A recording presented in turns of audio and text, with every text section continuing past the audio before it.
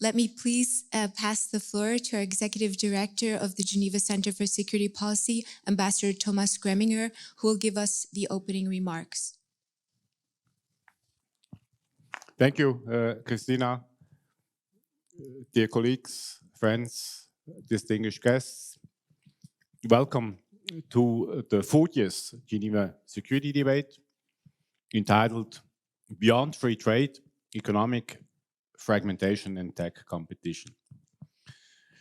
I suppose most of you are familiar with our Geneva Security Debate series. They consist of public exchanges on current security challenges, bringing together leading thinkers and practitioners in interactive discussions.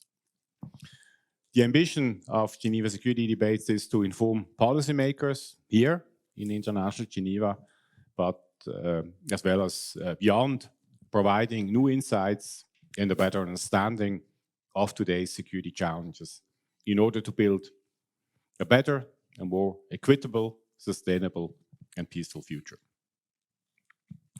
Today, we are fortunate enough to co-host this exciting event with Asia Society Switzerland, with whom we've already been partnering on a previous Geneva Security Debate. That was the one on India in a new geopolitical order. We just recently signed an MOU to strengthen our collaboration with this outstanding organization. And we are very grateful to have Asia Society's Executive Director, Nico Luchsinger, with us today. He will then be offering closing remarks. So, ladies and gentlemen, we stand at crossroads where the promises of globalization and open markets are being fundamentally redefined. For decades, free trade was heralded as the cornerstone of international stability and economic growth, underpinned by a shared belief in interconnected markets and interdependence as a deterrent to conflict. And today, clearly, this model is under unprecedented strain. Across the globe, we are witnessing a resurgence of protectionism, of geopolitical deal-making, marked by rising tariffs, proliferating trade barriers, and growing strategic rivalry over advanced technologies, from artificial intelligence to quantum computing to semiconductors and rare earth elements. These technologies, once perceived primarily through an economic lens, are now inseparable from questions of national security and of global influence. First, look at China's strategy. Through Made in China 2025, China has aimed to bring its self-sufficiency in advanced technologies down to 30% reliance on foreign tech. This bold industrial plan has effectively pushed China to become less dependent on Western imports, while simultaneously making Western economies increasingly reliant on Chinese materials and manufacturing capabilities.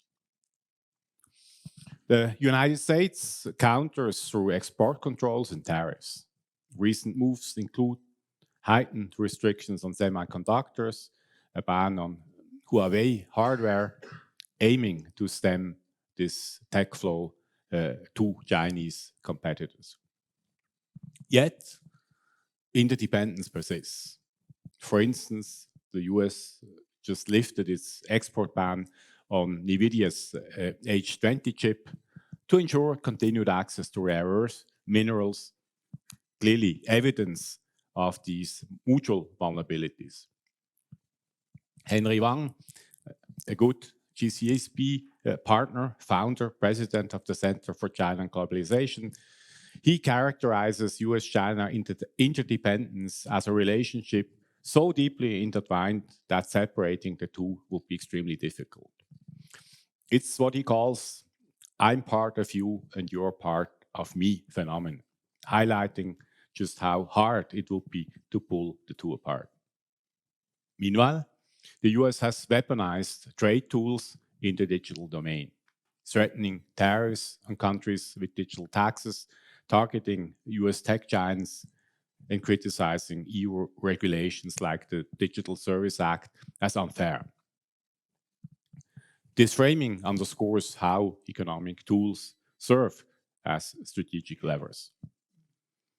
Europe is taking a more regulatory and more sovereignty-minded approach.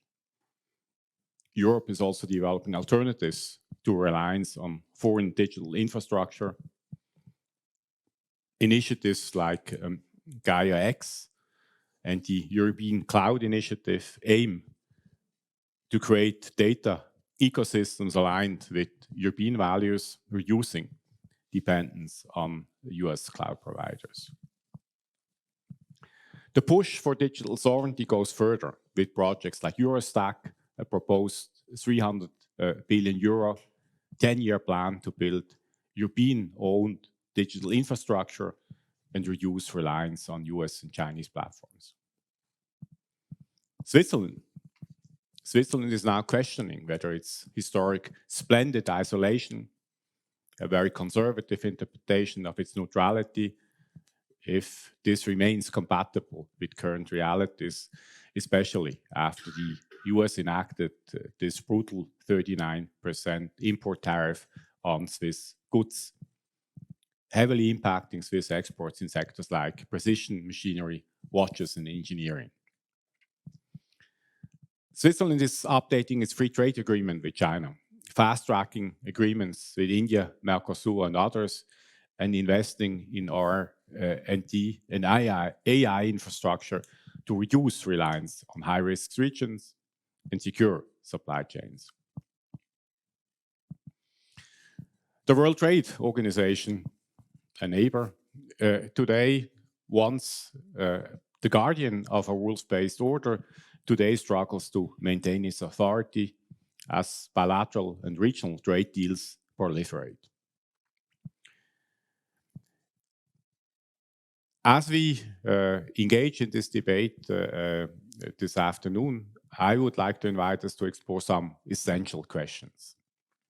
Are we currently witnessing the end of globalization as we knew it, or is it just a transformation into something new? And perhaps most critically, how can the international community develop mechanisms to manage strategic competition without then sliding into open economic warfare? Here at our center, we pride ourselves on fostering dialogue that transcends disciplinary and that transcends ideological divides. We currently provide impartial spaces for in-depth discussions on a number of controversial issues: European security, the war in Ukraine, the Middle East, US-China relations, space security, and the global nuclear order, to mention a few. So what we are going to have today is not just a conversation about economics or solely about security. In a way, it's a conversation about the fusion of the two and how this fusion is shaping a multipolar, technologically driven, and deeply fragmented world order. So thanks again for joining us this afternoon. I would also, want to pass my gratitude to our outstanding speakers on the panel. Christina will present them in just a moment. So again, thanks for joining us. And Christina, the floor is yours. You're going to moderate this discussion. Thanks. Thank you so much. Thank you, Ambassador Greminger, for your opening remarks, and welcome to our 40th Geneva Security Debate. For those of you who don't know me, I'm Christina Shori Liang. I am leading the counterterrorism and PVE work here at the center, and I'm also an adjunct faculty member at the Paris School of International Affairs. In his opening remarks, Ambassador Greminger highlighted the emergence of a new era of protectionism and geopolitical bargaining, marked by rising tariffs, trade barriers, and intense competition over advanced technologies. At the heart of this transformation is a tension, as he had mentioned, between technology, which fosters a winner-takes-all dynamics, and a new era of geoeconomics and geopolitics. This shift encourages economic self-sufficiency and the formation of regional trade blocs, or friend shoring, where nations prioritize trade with trusted partners. A new form of trade and financial weaponization is also emerging. Nations are restructuring their supply chains to reduce their dependence on politically risky countries, and companies are increasingly reshoring production to mitigate these risks. Trade policy has now become deeply intertwined with national security planning as governments prioritize strategic commodities. Defense priorities are also driving decisions, especially on dual-use technologies. This is why we are here today, to make sense of this new economic fragmentation and technological competition. Let me now briefly introduce our esteemed panelists who will help us to make sense of it all. Simon Evenet is Professor of Geopolitics and Strategy at IMD. He is a globally recognized expert on trade, investment, and geopolitical dynamics, and a leading analyst of the global business environment. He was also program director of the most established group of international trade economists in Europe, namely the International Trade and Regional Economics Program of the Center of Economic Policy Research. Before joining IMD, Simon served as the academic director of the St. Gallen MBA for over a decade, and previously he also taught at Oxford University and held visiting professorships at the Johns Hopkins University and at the University of Michigan. In 2023, Simon was appointed co-chair of the World Economic Forum's Global Future Council on Trade and Investment. And to my left, Mr. John Lee is the 2025 Toy Senior Fellow at the Asia Society Switzerland. John has become a leading voice on China's high-tech industries, which are ever more prominent, if not dominant, in their fields, not just in China, but far beyond. Trained as a lawyer in Australia, John is now based in Berlin, where he started out as the senior researcher at Mercator Institute of China Studies. He is also currently director of East-West Futures, a consultancy focusing on China's high-tech industries. He is also a visiting fellow at ICSS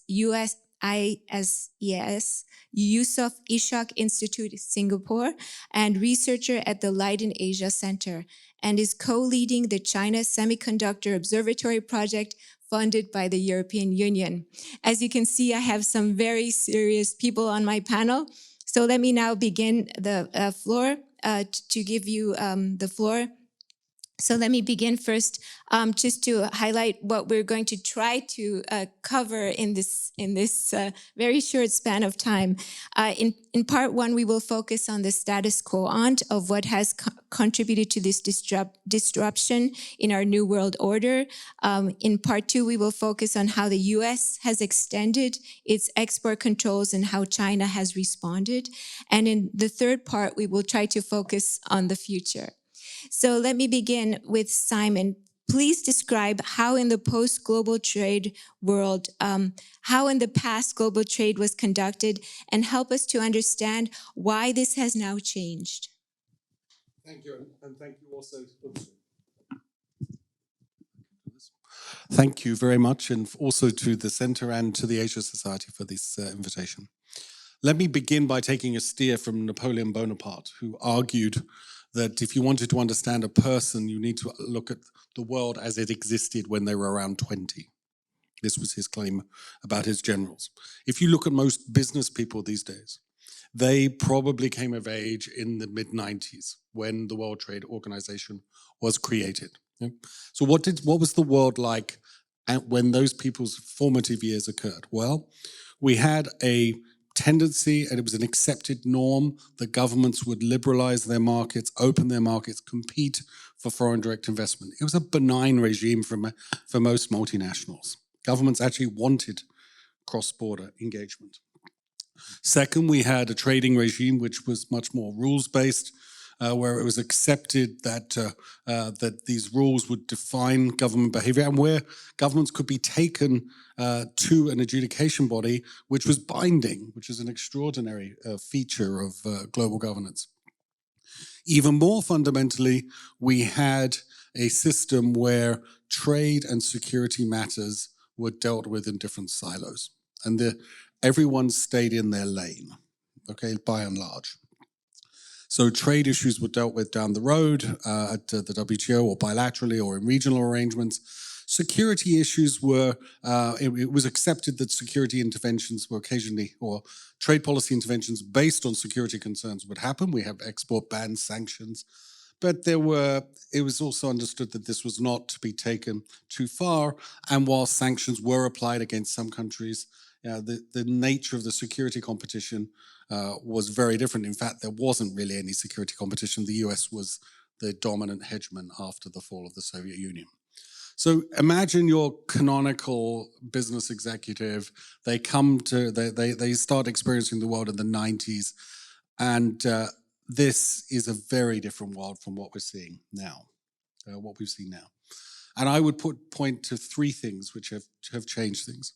The first is that the global financial crisis in 2008 and 9 calls into question the West's macroeconomic formula and the formula for growth.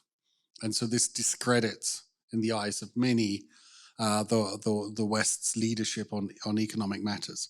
That's the sort of headline story they'll teach you next door at the Graduate Institute. Okay? The deeper problem came later. That is that the response to the global financial crisis by many governments was to engage in multiple rounds of subsidization. And this started introducing what were later became known as trade distortions, or if it's China, we have to call them market distorting practices, as if our practices don't distort markets and theirs do. And we ended up with this essentially subterfuge down the road at the WTO, where your subsidies are a trade distortion and mine are a legitimate response to a social imperative and public policy problem. Okay, and over time, this subsidy buildup, which my team at the Global Trade Alert has documented, a global phenomenon, began to undermine the idea, or seriously undermine the idea that the playing field was level. Okay, and so that's the first. And the second big problem, second big defining event, of course, was the COVID-19 pandemic and the resort to export curbs on medical equipment, which spread like wildfire around the world. Not every country, by the way, a major country, actually imposed export restrictions, which is important to know. It's not automatic that governments did this. But what we learned from this is that essentially governments are reluctant to liberalize their trade barriers and lower import taxes on medical goods if they can't be sure that the foreigners who said they will supply those goods will supply them when they're needed.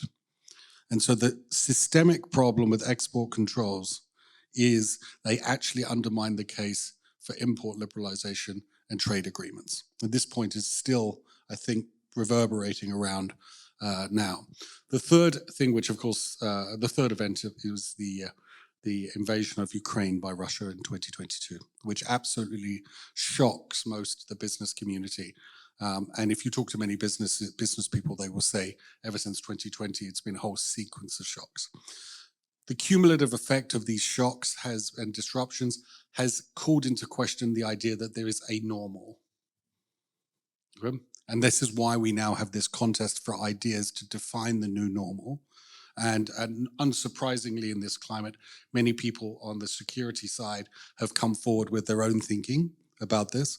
And we'll get into later about how this, how this is unfolding. Thank you so much. Thank you.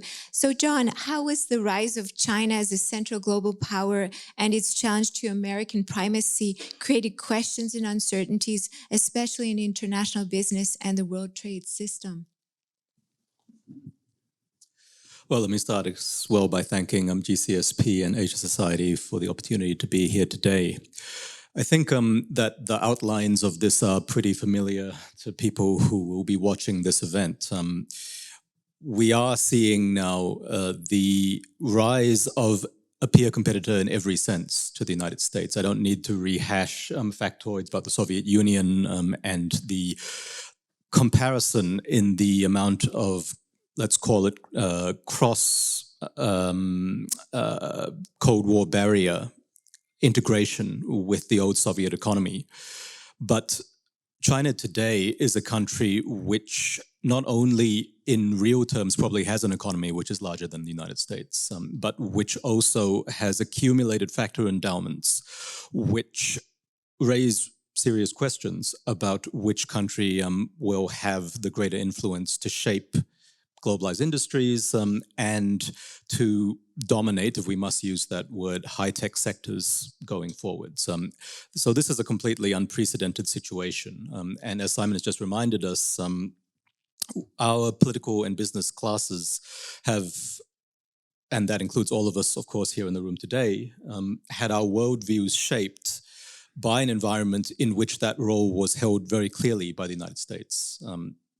A country which has, if we're talking about us here in Europe, obviously shared history and much greater alignment in terms of, I won't say values, but let's say, again, worldview and macro assumptions than the political system in Beijing, or for that matter, the now, let's say, 2 billion people in China who have been shaped by that system. So you are having a fundamental reordering of the constituents of the world economy in a way that is, I would say, completely unprecedented in human history. Now, as far as the view from Washington is concerned, I don't think that there is a critical mass of people in the US political or business elites yet, perhaps more in the latter, but certainly not if we're talking about the Hill in Washington or the White House or the defense bureaucracy, who have really internalized the nature of the challenge, in the sense that China is not a system that is going to collapse like the USSR did. It is here to stay. The fundamentals, I would say, if you look at that, if you look at them carefully, are quite clear on this point. And so the challenge will have to be adjusting to the rise of such an enormous alternative power center in the international system. And everything that we're seeing in the, let's call it geopolitics of the world economy now, is a reaction to that. We can get into the details of why export controls of particular industries have been put in place, on why the current US government is resorting to tariffs as its primary instrument. But I think that this is the core problem, which is, of course, not specific to the Trump administration. Every US government, probably for the last 20 years, has been grappling with this problem in their own way. But we only now, for various reasons, starting to see the factor accumulation in China impact the international system in ways which are forcing responses of the scale that we are seeing from the United States. And of course, there is the rest of the world to consider as well, which I'm sure we'll get into over the course of the discussion. Thank you. And I'm just going to ask two questions then to elaborate more on what you've just said. So how has the United States elaborated and extended the export controls? And has this helped inhibit China's access to cutting edge technologies? And just to add a little bit more to that, what was the United States' strategic intent behind these controls, do you think? And how are US allies like Japan, the Netherlands, South Korea influencing the effectiveness of these export restrictions? So let's take a specific example. Probably the most important set of controls from a strategic viewpoint are the ones which have targeted China's chip sector. And again, this audience probably is familiar with the outlines of why chips, semiconductors are important, with the critical role of certain Taiwanese companies. I don't need to go into that. I think that given the backdrop I've just described, where it's been recognized, especially over the past half decade in Washington, that there is now a peer competitor emerging in China that can shape the international economy in ways that were completely unprecedented during the Cold War.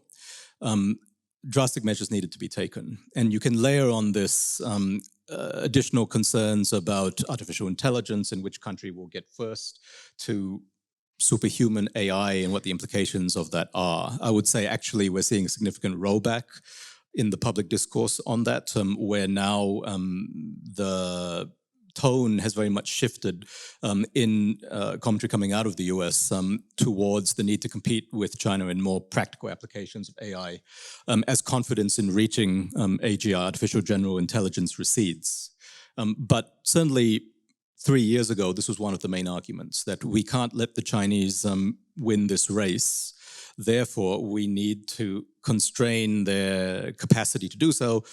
And the easiest way to do that is to weaponize the supply chains that provide them with technologies they cannot yet make for themselves. People, again, in the audience will know there's been a quite interesting book, Weaponized Interdependence, published within the last few years, which I would recommend. I would say it's too early to judge at this point how effective those controls have been, but it is possible to say that the weight of evidence is that if the strategic intent was to stop the progress of Chinese industry to the point where the advance of Chinese companies globally is stymied because they cannot deliver the products, then that has clearly failed. And you could look at an individual example in Huawei, which of course was targeted even earlier than the chip sector-wide controls by the first Trump administration, which was a very clear attempt to kill China's leading technology company. And in fact, the one which is now most critical to this sector in terms not only of being the main provider of AI chips in China, but also leading the cutting-edge chip manufacturing effort. Clearly, this has had the reverse effect for the Chinese industry as a whole, in terms of firstly aligning the preferences of Chinese companies with those of the Chinese state, in terms of getting them to buy domestic, to submit to cooperative arrangements within the Chinese economy in order to do basically a crash import substitution program, where previously, because they compete on global markets, like any country's firms in a globalized economy, they have been quite happy to buy foreign products. So in terms of stimulating Chinese import substitution, that has been a clear effect of the US controls. Secondly, the weaponizing of interdependence, and to use the term of art, combined, I think, with the response to Russia's invasion of Ukraine and other factors, has very much undermined confidence in US commitment to the open trading order that Simon so eloquently described, even before the arrival of the second Trump administration and Liberation Day. And this is particularly the case from the viewpoint of the developing world, and the whole discussion around, for example, a de-dollarization and the development of alternatives to the US dollar as the international currency is very much driven by this, and again by the way that international financial sanctions were imposed after February 2022. So the US export controls and chips have fed into that mix. But I mean, the subject of how Chinese technological capability has been affected by this is one that we could certainly spend another 3 or 4 minutes on. So perhaps I should throw it back to you at this point, Christina. We can revisit it. Thank you, thank you. Did you want to mention just U.S. allies, or we're going to keep that? Yeah. So in terms of For those who may be less familiar, the other key companies, if we're talking about the best-known choke point, which is advanced lithography, are Japan and the Netherlands. So those are the two countries that you see discussed when you read commentary about how successful the US has been in bringing along its allies in this project to deny the Chinese access to the means of producing advanced AI chips.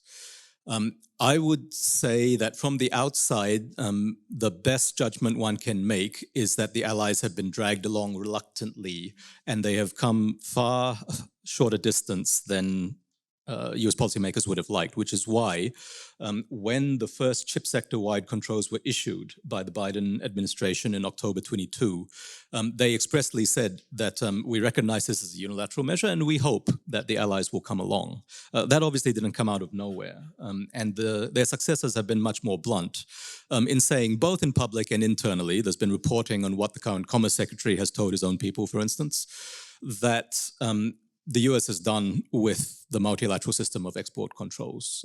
So, for example, investing in terms of sending people to attend the meetings or spending resources internally in the multilateral arms control frameworks, or for that matter, in bilateral negotiations with allies whose companies provide some of the key technologies. The shift has been very much towards the US leading the expectation that allies will follow. And if they don't, then pressure will be applied through various means to bring them along. And that has been the clear trend. Thank you so much. And now we're going to switch gears, looking at the business consequences of all of this. So how has China responded to the United States export controls, and has it actually led to some positive outcomes? And can protectionist measures accelerate domestic innovation ecosystems, or do they primarily raise costs and slow progress? I definitely am going to answer that point, but I think we need to build the bridge from before to now. Imagine you're one of those business people I talked about who came to age and started coming of age in the 90s. You joined companies which decided that, which took advantage of the opportunities of globalization to source where they liked, to hire where they liked, and to sell where they liked. You probably built teams where essentially the company was regarded as one company, one team. So nationality didn't matter. Keep your passport at the door, right? That's the world that most of the executives that I engage with were used to. Then what these executives start hearing, that every opportunity for cross-border sourcing and engagement is now called, or has been rebranded, a dependency. And no wonder they start asking, what is going on here? Deeper, these executives are thinking, I go about my business in a sort of positive sum win-win way where I want to solve problems.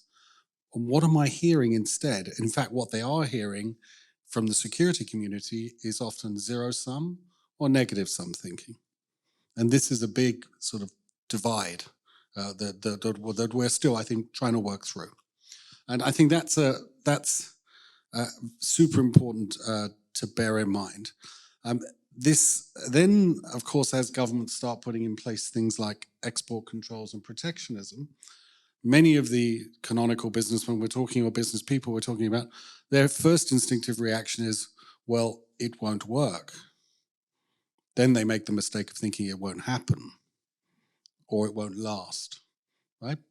And so we end up then with a situation of a business community which is, to be frank, in many cases just thoroughly out of sorts with this current environment. Yeah, and they listen to this and they want this to be decoded for them. And then when they start seeing some of the episodes we're seeing now, they see often unintended consequences of policy, which further reinforce their view. And so this then brings us to the export controls applied by the United States against China. And here, I mean, you have the canonical case of Huawei, which, with the help, I'm told, of state resources as well as their own, went into a research and development overdrive and essentially has managed to substitute or work around the technologies which they have been denied. Yep. And so and I think more generally, I think, and mention was made earlier, I think by the ambassador of the China 2025 strategy, that China has developed an incredible innovation system which is churning out amazing new products in a number of key core growth sectors going forward. Yep. And so essentially, one sees, one begins to have some real doubts about the efficacy of these policies. And of course, the most recent thing people have doubts about is whether or not the tariff barriers being erected by the United States are going to lead to a manufacturing revival, or indeed a much reshoring of production back to the United States. If anything, by the way, the empirical evidence on reshoring suggests that if it's happening at all, it's a uniquely American phenomenon. You know, even north of the border in Canada, there's very weak evidence of reshoring. That may well change, who knows, going forward. And in Europe, most of the evidence is actually from surveys about where companies' executives are asked, well, would you consider reshoring? Why not? I mean, that's not the same thing as saying you will reshore. Yep. So I think there's been probably, I can easily imagine some people in the security community being quite frustrated with the business response. And hopefully my answer, or my explanation now, provides some of the reasons as to why the business community's response has often been more tepid than they might like. And I do think here there is and I'll come to this when we talk about economic security later, there is a very important dialogue to be had around on these subjects. Thank you so much. John, back to you. How are ASEAN economies positioning themselves amid this geopolitical trade restrictions? And how do you see, is there a risk of tech bifurcation? Will there be two separate ecosystems, or will global interdependence persist in key supply chains? So just to clarify, ASEAN refers to the Association of Southeast Asian Nations. And I think that the reason it's often held up as an example is because the preferences revealed are so different from those of even, let's say, the European countries, let alone the United States. And they are some of the most integrated economies with China, so they're often treated as a bellwether, especially when it comes to the high-tech supply chains for whether we are seeing a bifurcation or not. I mean, my macro answer to this is that no, we will not see an approximation of the Cold War or even of 19th century spheres of influence when it comes to the way that these tech ecosystems develop. That's simply not the nature of the industries. There's too much inertia in the way that they've developed. A very good example is the one that I flagged in my last response with the leading edge chips. There are, depending on how you define it, maybe 3 to 5 companies in the world that can do this. And with the partial exception of Intel, they're all in East Asia. And in Japan's case, that's a completely new project. You are basically stuck with Taiwan in terms of being able to perform a function which is the foundation, basically, of every high-tech industry in the world today. So that limits your options for fragmentation. If we come back to Southeast Asia, I think one reason they're good examples, these economies, is that they are simply lower down the food chain of technology. They are very dependent on technology inputs from both Western countries, increasingly from China, so they have to find a way to thread the needle. And if you were to take the country whose leader has been most, I suppose, public in messaging their refusal to pick sides in this contest, it would be Malaysia's Prime Minister, who is in Beijing at the moment, talking about how his country can find ways to integrate with Chinese robotics, AI, other forms, renewables, obviously, all the works of the list of tech that you always see as described as strategic and future these days. Now, what does that look like in practice? Again, you could give specific examples. Let's avoid tariffs because we all know how that's shaken out. As Simon said, there's no certainty, which is part of the problem. But the Southeast Asian countries, like everyone else, have dodged the bullet here. Perhaps not India, but most countries have actually managed to avoid being put into a block by the specific problem of the latest tariff round. We have not seen any specific measures taken by the United States. There's obviously things in the mix, like Section 3 232 investigations and so on, which again will probably not be country specific, but may impose tariffs on semiconductors in general. There's been a lot of reporting on what that might mean for Taiwan, for instance. But we haven't seen anything specific from the US in terms of implemented policy, I would say, which has prevented Malaysia at this point from doing specific things like, again, to cite some media reporting, which I would take with a grain of salt, let's say, rolling out Huawei-supplied AI systems. Now, that's not to say it's not coming down the track. And again, to make it as concrete as possible, if you look at the AI action plan that the White House released in July, for example, they do specifically talk about making export of US AI products subject basically to compliance with US standardization and security conditions on the part of the buyer. And the export control system obviously provides a gatekeeping framework for that, where you could, for example, simply refuse to approve a foreign buyer for a US company's product if they have any Chinese components in the system, if they use Chinese cloud providers or vendors of AI chips. But we are not at the point where we've seen this actually implemented yet. So that would be the stage at which countries like Malaysia are forced into making a choice. But it's a long way from there to talking about bifurcated technology ecosystems, because what that implies is that the entire supply chain has been reshored, basically, or at least friendshored. And as Simon said, there's simply no evidence that this is happening on the scale necessary as yet. Thank you so much. How is China leveraging industrial policy to respond to US export controls in critical tech sectors? And is China using standard setting bodies to project influence over emerging technologies like 5G, quantum, and EVs?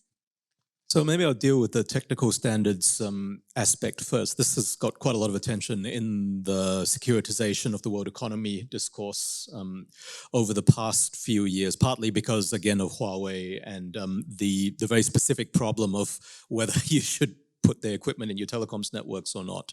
It might be worth, as a quick aside there, pointing out that major stripping out or blocking out of Huawei from, let's say, Europe's telecoms networks has actually not happened yet. The progress on that has been extremely slow, despite all of the political pressure over the last few years, despite the existence of the EU's 5G toolbox. So I think that's just another example of where the inertia of the way that these systems have developed over the past 20, 40 years makes it very difficult to affect. But the whole debate around Huawei and 5G focused attention on the role that Huawei and other Chinese companies had played in terms of contributing to the standard setting process through international frameworks, for example, the 3GPP, that basically define how these technologies are designed and implemented.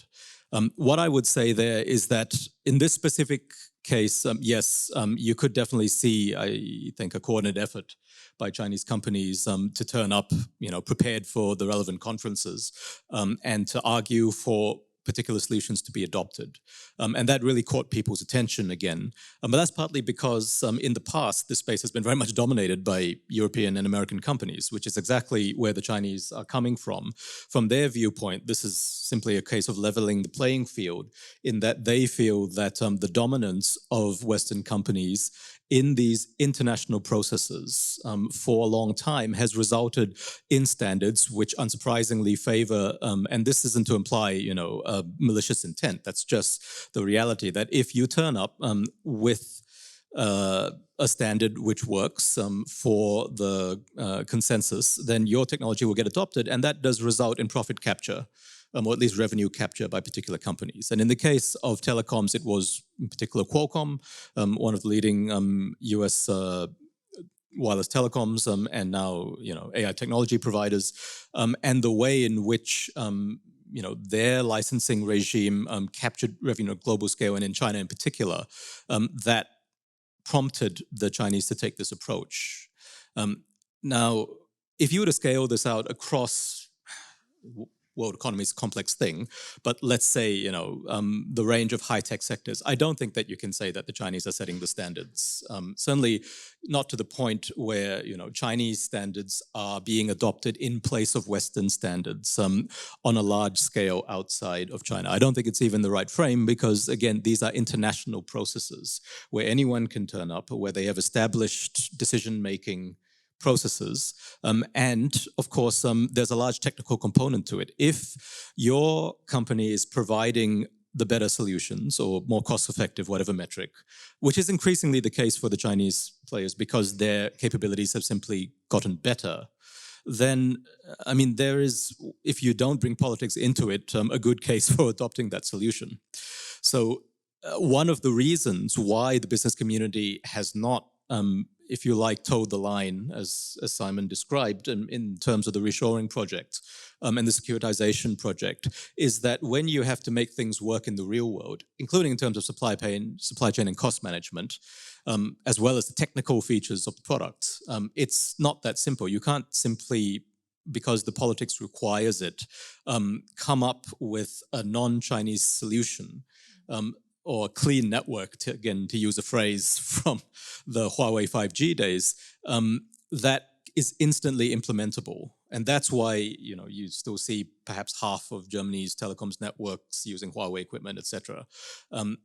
Down the line, if enough political pressure is brought to change the incentive structure 20 or 30 years later, perhaps it'll be different. But, this is not going to happen quickly for the same reason that simply putting a 50% tariff on another country is not going to immediately reorient their behavior in ways that you want. Great. Thank you so much. And before we move on to the future, I had one last question for you. Is China's dominance in rare earths and critical minerals translating into enduring leverage over tech supply chains? How do you see this? So as the adage goes, rare earths aren't rare. The necessary intellectual property, the knowledge exists in Western countries, at least, to substitute for the Chinese dominance in the processing segment of the supply chain. Again, I think that this is well known from the media coverage of the issue, right? And yet, despite this having been in the strategic discussion for a decade at least, you are not yet seeing significant replication of the Chinese capacity outside China. And again, the reason is basically market forces, that if the price is too low, then private capital is not going to back the replication of the Chinese processing plants overseas. And that's what you've actually seen. And again, it's not that there hasn't been a government-led effort. Even internationally, the US has had agreements with key partners, Japan, Canada, Australia, etc., to try and drive this for many years now, and the results are very lackluster, right? And that is basically a funding and price incentives problem. So the only solution I would suggest, and it's one which is within the means of Western governments, is to put a large amount of state-backed funding behind it with a credible political commitment. And this goes for also, chip manufacturing, any high-tech sector. The fundamental problem is money and political commitment, or the perception of it, because private capital will also not follow unless there's confidence that the government incentives will continue. And this is one of the key distinctions from China, because there, no one doubts that the government support will continue. So private capital is prepared to fill out the direct state subsidization and investment.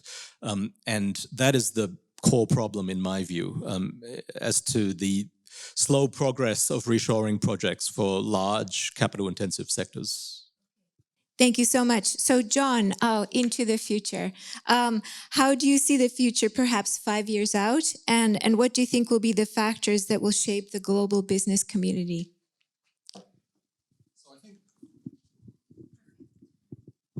So I think the business community is going to look forward and will try and interpret this imperative of promoting economic security that they're hearing from governments. Right? And we hear this from a number of Western governments. obviously governments, Western governments have different notions of this. They have different starting points. Japan has a very different situation than, say, the European Union. And of course, governments can't spell out everything they want to accomplish with an economic security plan, because after all, in their view, the other side is reading these documents too. So there's going to be some ambiguity. We understand this. But I think the business community, when I listen to them, they're baffled, right? So if you think about it, businesses have a strong incentive in the continuity of their own operations. Otherwise, their customers won't pay them, right? Otherwise, their suppliers will find someone else to sell to.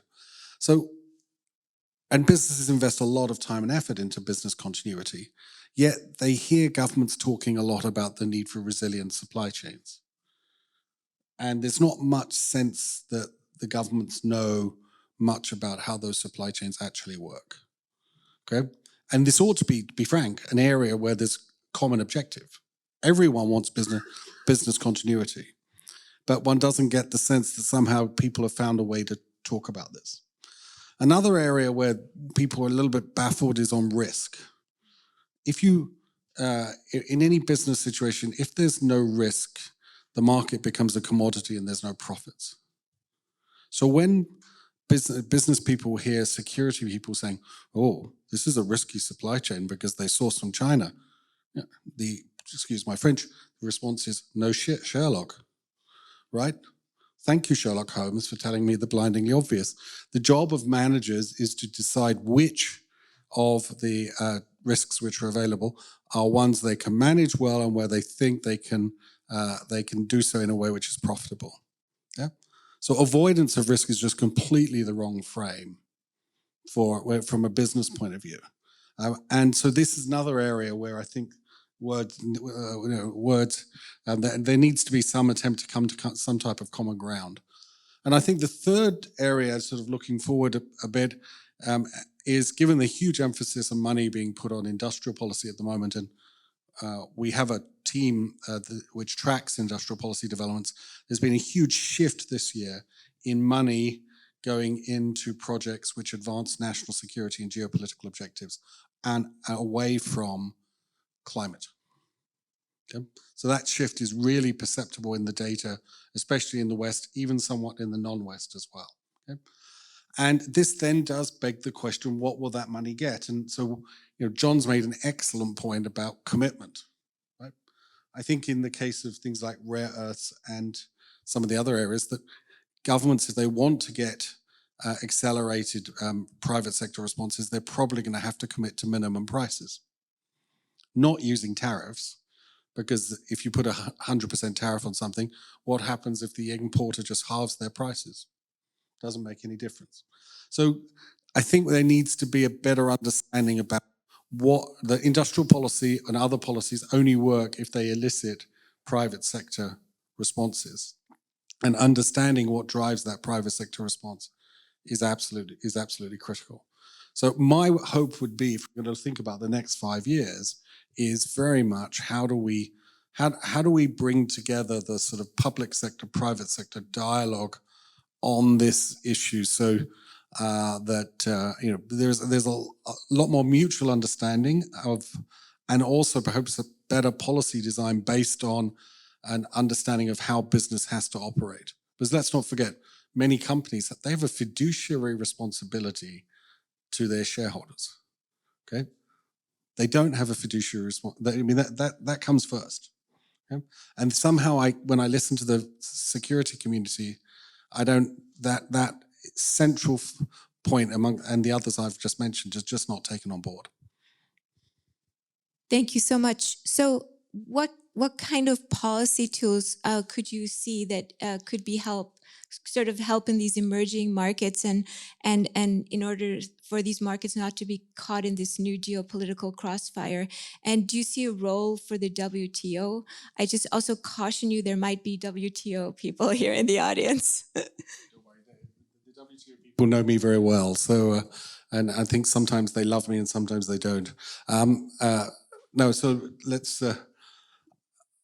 me start with the multilateral level here, which is, unfortunately, I see very little appetite from any of the big players to sign any new binding international rules. So that instrument of cooperation, which was used to great effect, I would argue, after the Cold War, is not one which I see much market for at the moment. Such is the level of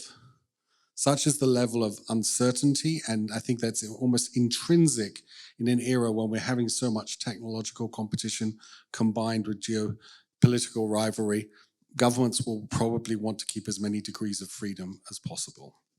And so the type of architecture which has been developed a lot in this town might not be so useful, at least when it comes to binding. But there's a whole series of non-binding and better practices which I think could be developed, which would also somehow take out take out some of the drama in these discussions. It doesn't have to be the case that every subsidy a government puts is a trade distortion. Maybe we could define some types of subsidies which are in a safe harbor. They're okay. We understand they're doing good work, like perhaps advancing the climate transition, right? And are there ways in which we can at least develop some better practices where intent is not scrambled? But that's going to be very hard because of this era. There will be that. And then at the national level, I mean, governments really have got to ask themselves, I mean, it is not just the policy intervention that matters, it's the private sector take-up of these policy interventions, which is key. And in work that I did with my colleague Fernando Martin recently, we identified 10 growing headwinds which will make industrial policy less and less effective going forward. And that type of forward-looking discussion based on the importance of those is just not taking place. And I'll just mention one and stop. The cost of capital to many companies has risen significantly since 2020. And which means that any of these projects, which are 5, 10, 20 years out before revenues start coming in, those revenue streams are going to be discounted all the more heavily going forward. So eliciting private sector investments in those sectors is going to become very difficult unless something changes, right? And again, this is where the security experts, the business executives, the business school professors, I guess, we all have to roll up our sleeves and start thinking hard about what works. Thank you. And you've also already spoken a lot about this new kind of public-private partnership, how there needs to be new engagement between the two, given this new economic and technological upheaval. So what do you see, how are the public and private learning about how to do things better, and what are they doing specifically? I think I think it differs across jurisdictions quite significantly. I think the Japanese government has led quite an intense effort to socialize its business community, and I would probably say it's more state-led. One gets the sense, and I wouldn't go to the wall defending this, that amongst the sort of most senior business people, business community, and the US political elite, some norms have formed. Okay, there's a dialogue there, but not much on the details.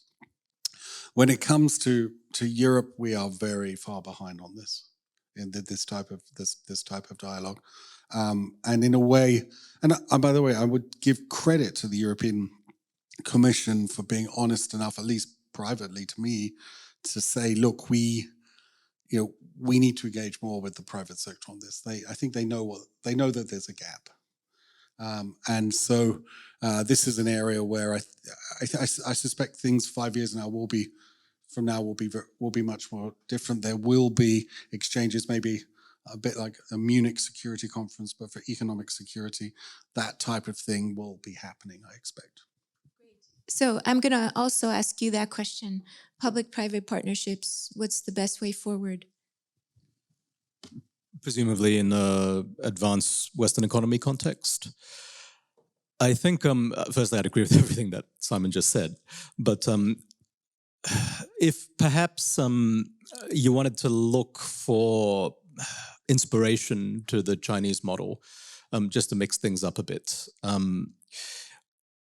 one of the key things to grasp about why the Chinese economy has been successful over the past few decades, and that has to be the baseline, I think, which is what is really shaking things up now. It is the reality that people are having to face, that the Chinese companies in many industries have become at least significant competitors with major cost advantages. So they've delivered the results. If you wanted to, I suppose, pick and choose from this system, which has many aspects that probably we don't want to emulate in Western countries, but clearly has done some things right. One of the key features of Chinese industrial policy in, let's say, the last quarter century has been ecosystem promotion. So it's not been about picking winners. Let's say it's a mature technology, so maybe it's an unfair example, but like, picking a particular rare earth refiner and saying we're going to give you all of the resources required in order to do X function for the next 20 years. The Chinese system has actually pivoted away from that sort of approach and has been very much more focused on creating enabling conditions.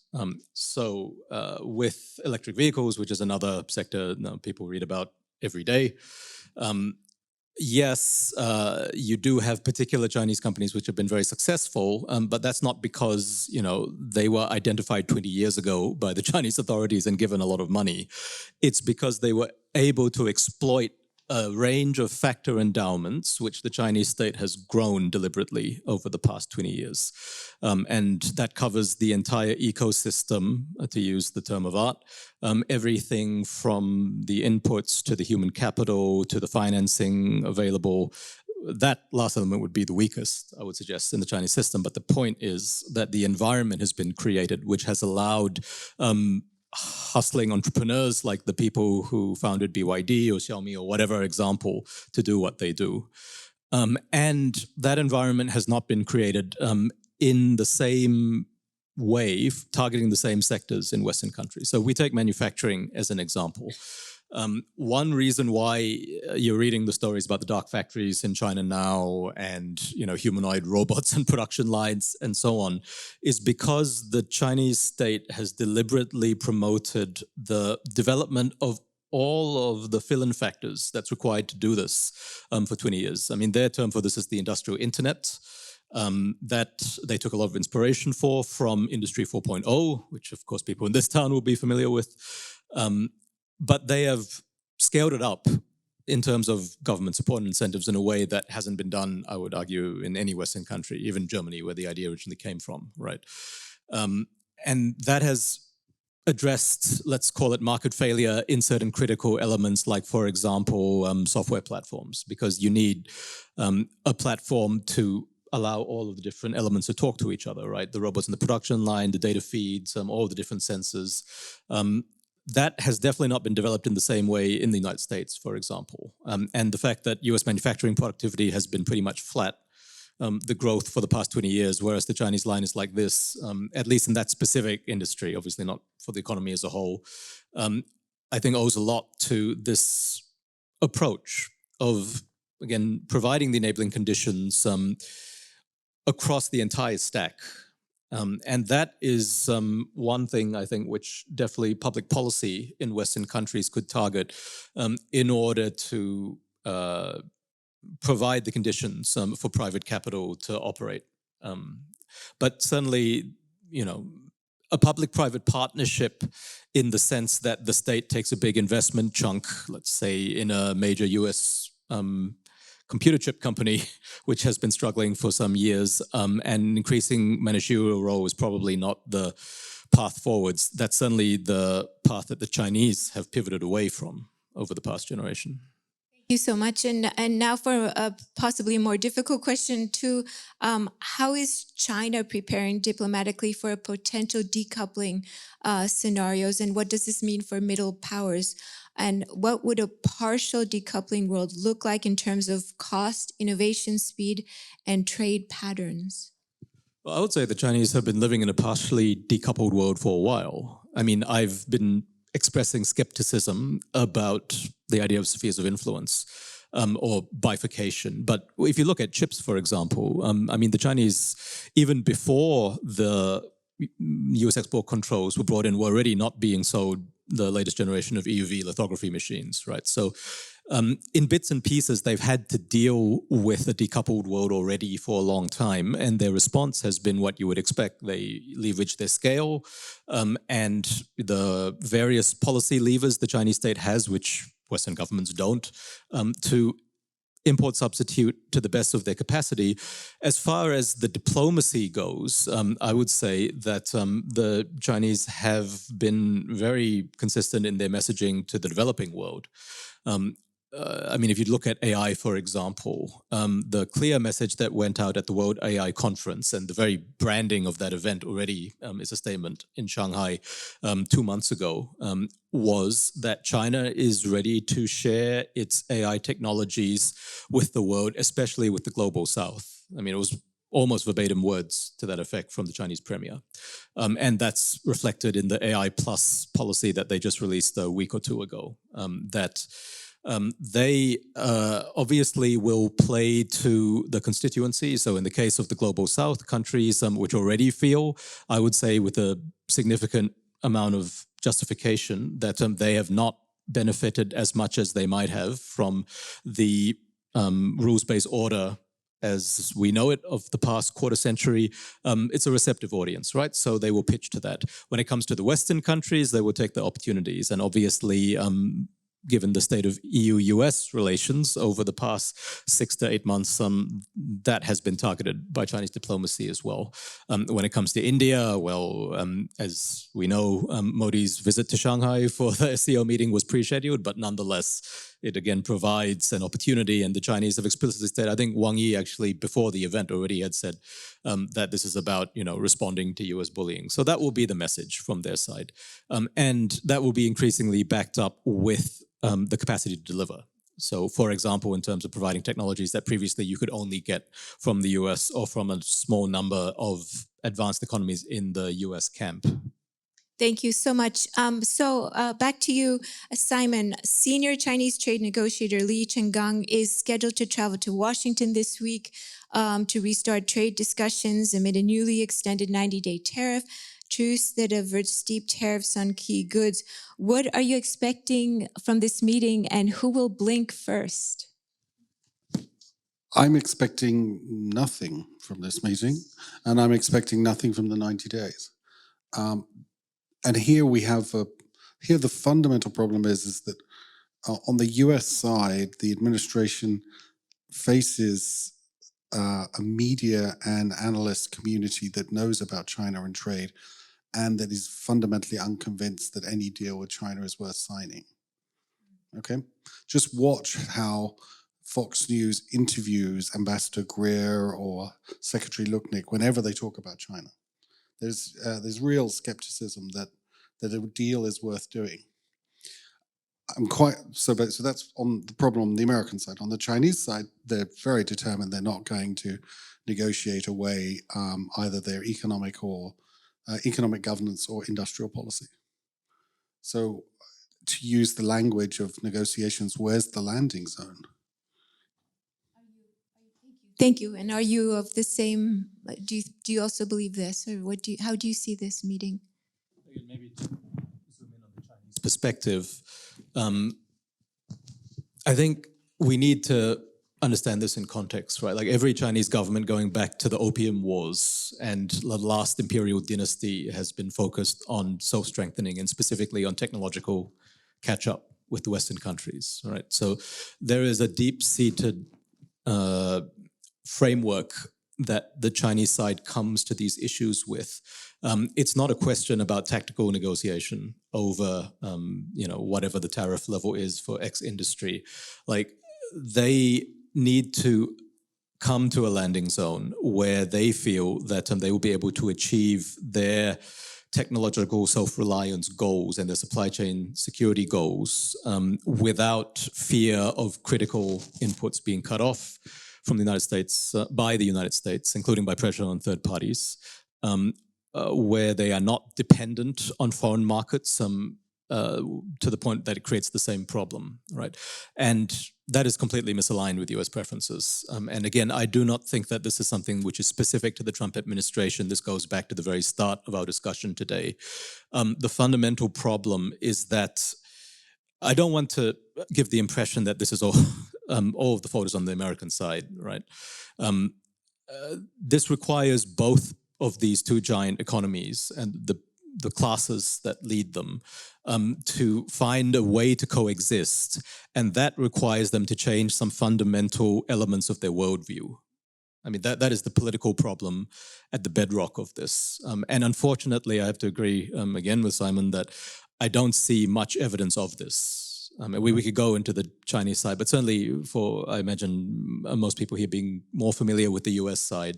I mean, from your own discussions with American counterparts, especially on the political and security sides, do you see any prospects of them reconciling themselves to a future in which China is an equal player, or at least in many contexts has similar influence to the US in the world? Like politically, it is a non-starter in Washington. So that is the, if you like, poison, which is going to run through every such trade negotiation. And it's only a question of damage limitation, I would say, until that changes.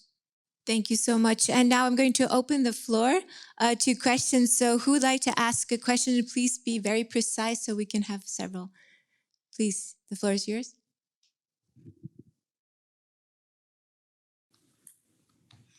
Following up on the US-China negotiations, I take Simon's point that there's probably no like grand bargain coming our way very soon. Yet it strikes me that for all the fear we had of a rapid deterioration of this relationship when the second Trump administration came in, it is the Indians so far that got hit worse. So comparatively, on trade, the US-China relationship, at least to me, seems in much better shape than I feared it would be at that point of the administration. One, would you agree with the assessment? And B, do you have an explanation of why it has not, or maybe not yet, devolved as much as it could have?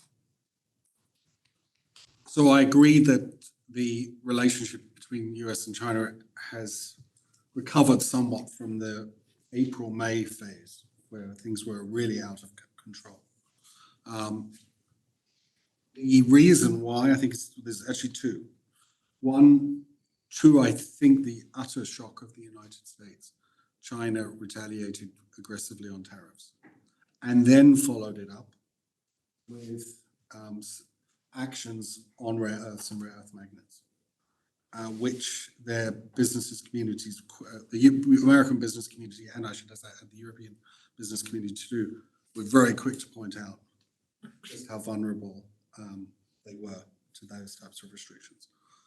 And so the Americans then find themselves facing the situation that they don't have all the cards, contrary to the statements coming out of the White House, and that they have a player who can whack them. And this, I think the ramifications of that are still being thought through. I imagine one group of American analysts and officials will say, we need to double down.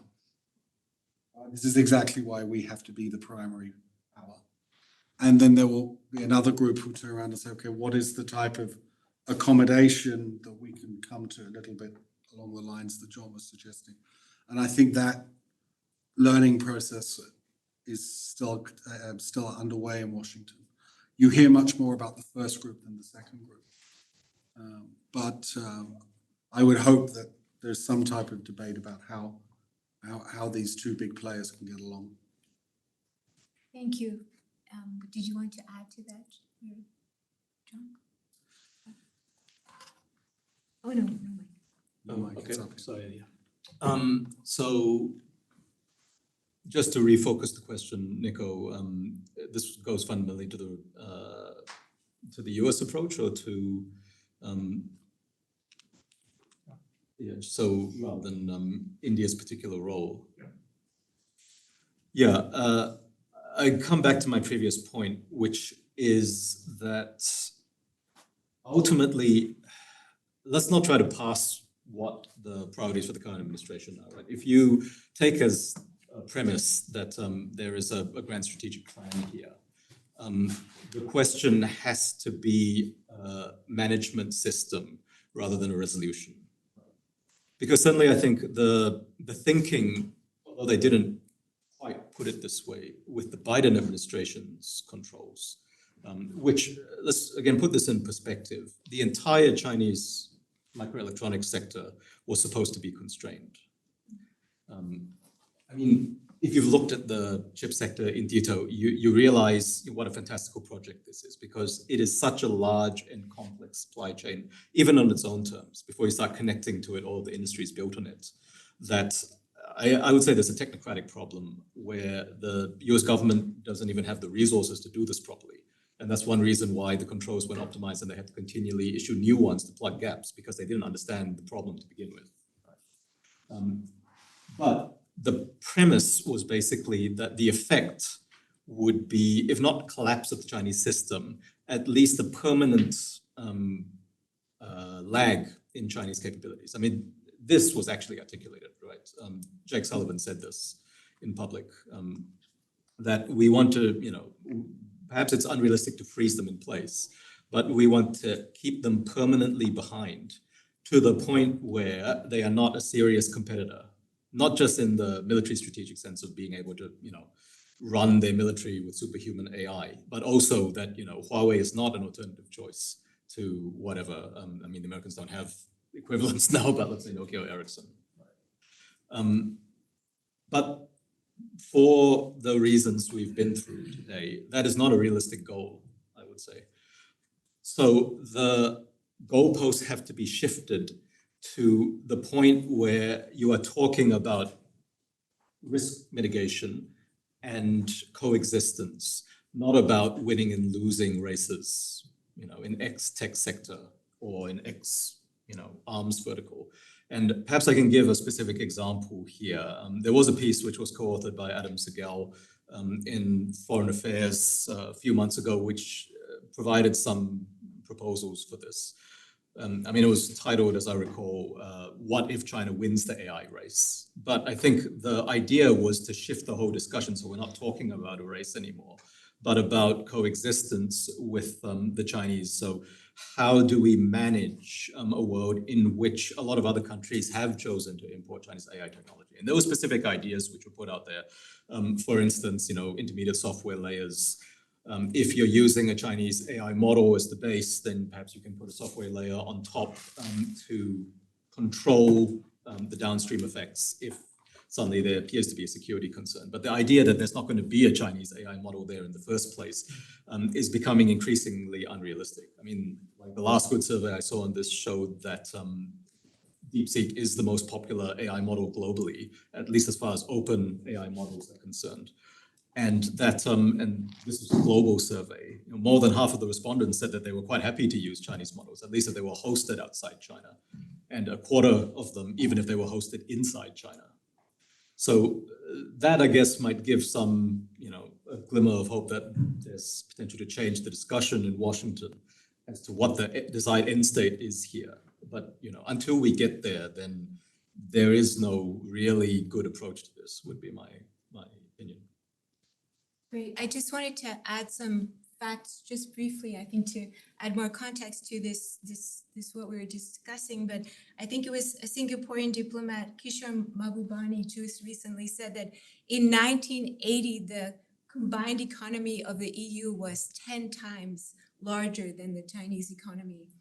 And now the EU and China are about the same size. And in 2050, the EU economy will be half of China. The UK and India 100 years ago was ruled, 100,000 Englishmen ruled 300 million Indians. And now the UK's British GDP is 4 times that of India. And now India is larger than the UK. In 2050, India will be 4 times the UK. So I think we need to see the shift to Asia and the power of the economic wielding that Asia's wielding. And one last thing, Germany in 2050 will be half the size of ASEAN, but as recently as 2000, Germany was the powerhouse. It was 3 times the size of ASEAN. So this is really a real global shift in economics. And I think we need to think about that when we talk about all these issues. So who else had a question? Yes. Thank you for the interesting discussion, Sean from the WF. I've got two questions. One is to Professor Simon, and this to you. There is a consensus among a lot of business executives at the moment to wait and see what happens next, to hold on, given maybe there's a new president in the next few years or something else changes. Where do you see the small, medium enterprises in all of this? Because they do not have the capacity to wait and hold on so much. How are they being impacted? The first question. And to you, looking ahead in terms of assumptions, assuming that there is another entity from Asia or Southeast Asia, for example, that is able to do what TSMC does, what would then be the result of that, the outcome of that for Taiwan or TSMC? What would one expect? As you mentioned, if China wins the AI race, for example, you have Malaysia, who probably supplies 30% of the global semiconductor supply chain, give or take. And they've put this new strategy to increase their, to develop the capacity that TSMC has. Maybe it might work, might not work. I'm a Malaysian, so I can say that they need to work a little bit harder for that. But other countries, Singapore, for example, if someone is able to do what TSMC does, what would one assume might happen in the next 5 to 10 years? Great. And then one final question. Enough final. Yeah, I mean, building a bit on what you just said, John, there is this obvious increasing interdependence, what you just, Christina, mentioned, the increasing weight of Asian economies. There is more a sense that these export control policies have not been successful, partly even counterproductive. So this would actually, call for a new narrative that would, go into coexistence, regulated competition. But I don't see this narrative being developed. I mean, a few intellectuals, yeah, but I mean, you referred to the kind of, Fox type of interviews that you hear with American civil servants, politicians. I mean, I think that is the scary thing for me, that there is not a new thinking, not a new narrative developing. Or is there one and we just don't see it yet? So, shall we take those in order? Or? Yes, go ahead. Okay. As you wish. So, I know you directed, again, to the, sorry, you directed the question to Simon about SMEs, but maybe just briefly on the Chinese side. They have very much targeted SME development. And I think that's, again, maybe something that Western governments could learn from in terms of the Chinese little giant programs, etc. I don't mean that you need to copy what they're doing, but they have recognized that the critical players, the German Mittelstand is quite a popular model historically in China for how you build out basically all of those supporting layers that allow the really big scaled guys to do what they do. For Malaysia specifically, without getting into the weeds of how the chip sector works, no country can replicate what TSMC is doing within any meaningful time frame.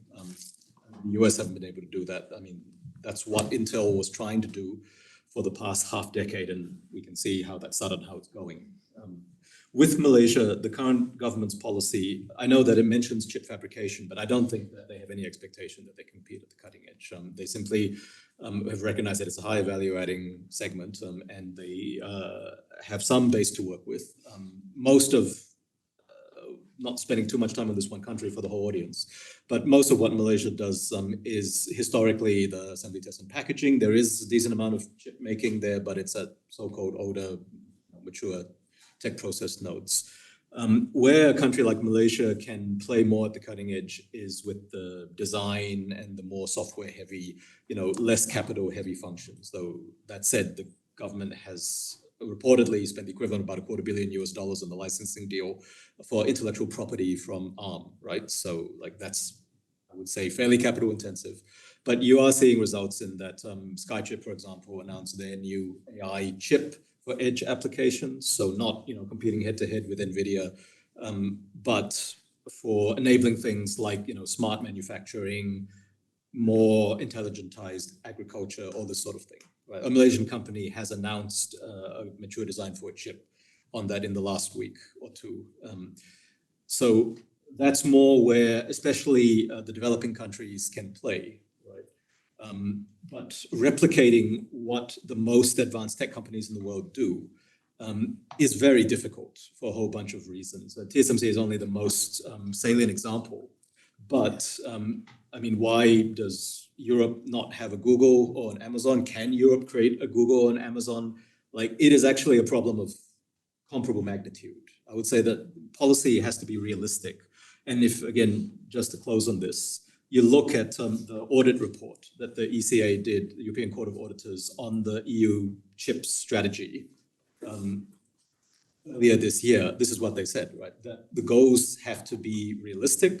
They have to account for the state of the global industry, not just looking at what you would like for your own economy, and so on and so forth. So there are lessons there which are applicable to countries at different points in the value chain. Thank you. Simon is going to tackle Ambassador Grimminger's question. Actually, I'd like just to make a suggestion. I mean, I share the ambassador's diagnosis that this development of narratives has not happened, and unfortunately, the increasing reluctance of US and Chinese academics to engage with one another, and the risks actually that they face if they do, is of course a factor holding things back. I'm going to mention something which is probably something you've heard of more of. It's more in your field than mine.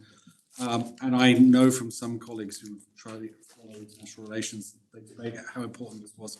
But it seems to me we need a sort of new round of the old Asia conversations to start happening between Washington and Beijing and or other, and there'll be other parties as well, where the former diplomats, the former generals get together and say, okay, wait a minute, what would boundaries look like? Could we agree on some boundaries as to what's in and out?